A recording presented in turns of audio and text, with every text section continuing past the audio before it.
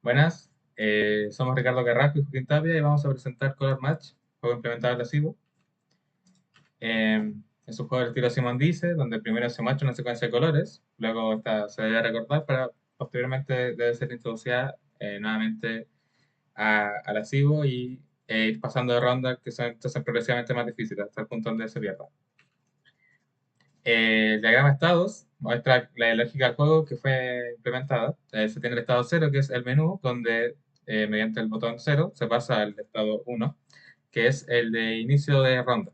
Se muestran intermitentemente los LEDs encendiéndose, para luego pasar al estado 3, donde se muestra la secuencia. Una vez se termina de mostrar la secuencia de colores, se pasa al estado 4, donde el jugador deberá, mediante los switches, ir eligiendo los colores que posteriormente va a ir confirmando con el botón 0. Y una vez se envía una secuencia correcta igual a la que se mostró, se pasa de nuevo al estado 1 para iniciar una nueva ronda. En caso que se equivoque, se debe pasar al estado 5 donde se elige una ID, que se confirma mediante el botón 2, para luego, mediante el botón 3, guardar ese puntaje y pasar al estado 0 nuevo, al menú. En el menú también se da la opción de pasar al estado 2, que es el de visualización de puntajes y rangos. Eh, Eligiendo, mediante los switches, uno puede elegir el ID que quiera realizarse, cuyo rango y división se haya alcanzado. Las divisiones se separan en primera a cuarta y los rangos van de plata, oro y diamante. Lo anterior se implementó en varios bloques, la mayoría de producción nuestra. Entre los principales se encuentra la máquina de estados, el bloque de secuencias, el bloque sequence, el bloque de check, que, bueno, la máquina de estado es la que maneja toda la lógica del juego, el bloque sequence se encarga de generar una secuencia aleatoria, que luego se irá a mostrar, y el bloque check se encarga de revisar que la secuencia que esté introduciendo el jugador es igual a la secuencia que se mostró. También incluimos varios bloques de la librería de Xilinx, donde se incluye, por ejemplo, el Axis Stream Data FIFO, el proceso System Reset para conseguir todos los resets en un solo botón, el Clocking Wizard, que alimentaría todo lo que tenga que ver con Axis, los ATGs, los Smart Connects, y además nosotros utilizamos la lógica de Axis junto con lógica de usuario en los bloques de RAM, Scoreboard y Selection Color. De esta forma pudiendo implementar la lógica completa usando los bloques que se aseguran de que funcione todo secuencialmente y no hayan errores de solapamiento usando múltiples enables y otras formas de chequeo. Ya, aquí tenemos el diagrama de bloque actual, el último diagrama de bloque en el vivado. Aquí podemos ver las entradas que son los distintos botones, los switches y el clock de la silo. Y aparte tenemos al final justamente las salidas que son los LEDs, el LED RGB, las principales salidas y otros bloques como son el BIO, el Axis Data FIFO, los LEDs menú, los ATG, los multiplexores, entre otros. Las actividades obligatorias que hemos realizado son todas las 3 actividades obligatorias y las 7 actividades complementarias fueron realizadas. La actividad obligatoria 1, en los components, esto está dentro de la state machine. Primero tenemos el bloque next round, que lo que hace es justamente mostrar en los LEDs la secuencia de LEDs para mostrar que estamos en la siguiente ronda. Los rounds lo que hace es ver en qué ronda estamos, importante a lo largo de la secuencia que va a tener esa ronda. Y por último tenemos los de bouncer, que lo que hacen es justamente limpiar la señal de los botones para poder utilizarla. En el tercer machine aquí tenemos todas las señales que fueron definidas. De salida tenemos el puntaje, los LEDs, el tema de qué LEDs vamos a mostrar, el tema de qué LED RGB vamos a mostrar y otras cosas que el enable del RGB, el enable del correct para que vaya revisando si está correcto, el enable de la secuencia, entre otros, como los botones, el clock. Aquí podemos ver las señales implementadas, temas de para poder tener racing edge de los botones, para poder manejar la lógica de la siguiente ronda, para el tema de en qué estado estamos específicamente, en qué ronda estamos y los puntajes, justamente. Aquí tenemos los componentes instanciados, como mencionamos anteriormente, el de bouncer, el next round. Ahora tenemos rounds y rango PR para el tema del puntaje. Aquí tenemos los bloques instanciados y aquí empieza la lógica. Ahí tenemos el estado 0, que muestra el menú, justamente. Después tenemos el estado 1, que es el avisar que es la siguiente ronda. El estado 0 es para mostrar los puntajes, que para salir de ahí tenemos que sacar el botón 1.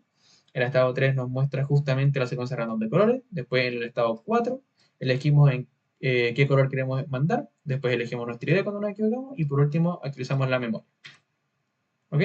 Y aquí tenemos los registros para poder guardar el tema de los botones y usar el Rising Edge. Bueno, aquí tenemos los componentes que habíamos mencionado antes, que son el componente rounds, que justamente lo que hace es decir ya, en qué ronda estamos, cuál es el tamaño de nuestra secuencia. El tamaño empieza en 4 y después va a 5, 6, 7, 8 y así, hasta 16, hasta 15 como máximo. Y después tenemos justamente el next round, que lo que hace es, dado un divisor de clock, que este lo metemos un clock de 1 Hz, va a ir intercambiando entre 1, todos los LEDs encendidos y todos los LEDs apagados. Justamente que tenemos la misma lógica. Ahora, para activar obligatorio 2 tenemos los IP core. Realmente los únicos IP core que nosotros no creamos son el tema de AXI y un contador binario. Aquí, bueno, tenemos el tema de la PWM para la letra RGB que fue creado por nosotros. El clock divider que también fue creado por nosotros, que usa un generic para poder saber justamente qué frecuencia va a salir. Y también tenemos el selector color, que esto es usado con ATG, por tanto usa los slave reg para poder mostrar qué color específicamente vamos a sacar. ¿Ok? En cuanto a intensidad. Y también tenemos el MUX que tiene 3 entradas y una salida. El check que lo que hace es revisar que la persona envió un color y por tanto que ese color sea correcto. ¿Ok? Para eso usa ciertas señales de registro.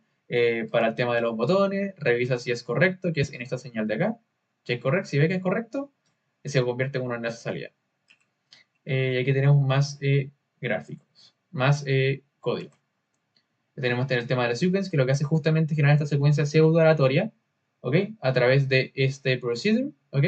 Que es llamado justamente en esta parte de acá. Aquí se genera y después en este proceso de acá es enviado y se muestra acá para enviarlo justamente. También tenemos el counter menu que lo que hace es justamente mostrar el estado de menú, esta secuencia de LEDs que es encendido, encendido, encendido, encendido. Y eso lo hace a través de un contador. Y también tenemos los LEDs menú que justamente es agarra estos datos a través de un AXI stream y los muestra en los LEDs. Ahora, para la actividad obligatoria 3, utilizamos AXI Test Mode y AXI en Advanced Mode. Para el Test Mode, esto lo usamos en selector color, que justamente lo que hacemos es enviar las intensidades. ¿Ok? Esto se hace a través de unos COE que están en los archivos y aquí se hace. Por último, tenemos el AXI Advanced Mode, que esto lo hacemos justamente para enviar. Esto es el AXI Lite que configura nuestro AXI Full, el de Advanced Mode. Y este AXI Full, ¿qué es lo que hace? Primero lee lo que fue guardado en la RAM, lo guarda y por último después lo envía hacia el Score Pool. Esto se asegura a través de los COE, tal que el proceso sea secuencial y no sea paralelo. Pasando a las actividades complementarias, en primera instancia tenemos la máquina de estados. Ya se habló mucho en el módulo anterior, por lo cual vamos a pasar muy rápido, es la máquina de estados. Luego, la actividad complementaria 2 es el uso de BIO e ILA, que fueron implementados en proyectos tanto para hacer monitoreo de señales, para hacer todo el tema de debugging, fueron esenciales en el proceso. Acá tenemos ILA del protocolo AXI, y aquí tenemos el BIO del color que se estaría mostrando en pantalla. Esto lo usamos para corroborar que el color que se está mostrando es efectivamente el que se está mandando. Pasamos a los operadores de atributos, la actividad complementaria 3.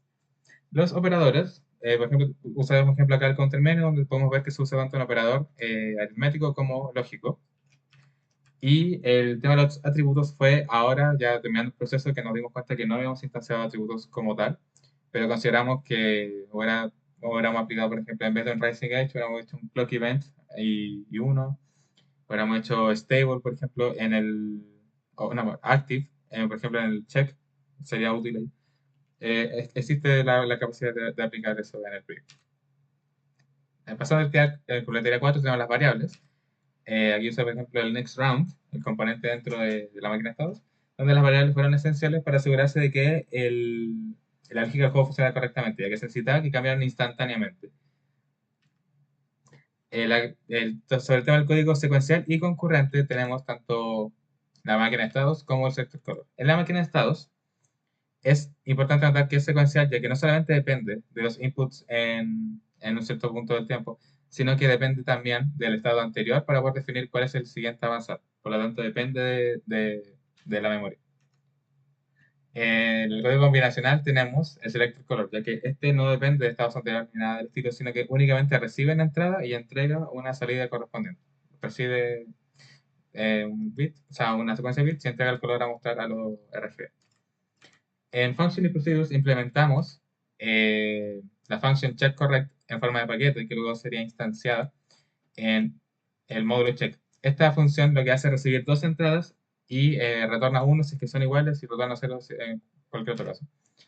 En el checkCorrect, esto se implementó mediante el uso de Word y se instanció aquí para corroborar que la señal que había enviado el jugador, el color que envió el jugador, coincide con en ese punto de la secuencia, con el valor correcto. El procedure, en cambio, lo usamos en generar secuencia, que luego será instanciada en check, o sea, en sequence. Y era importantísimo, era esencial que fuera un procedure, ya que necesitamos cambiar múltiples variables a la vez para asegurar el correcto funcionamiento. Esto se instanció luego en sequence, aquí para generar la secuencia aleatoria.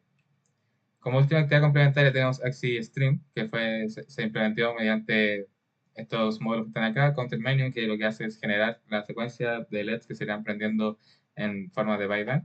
AxiStream Data FIFO, que recibe esta información, la guarda en una estructura FIFO, por ejemplo, Cube, y luego se envía mediante Axi al módulo LEDs Menu que maneja el encendido de los LEDs. Aquí tenemos un ejemplo de cómo funciona ese protocolo. Ya.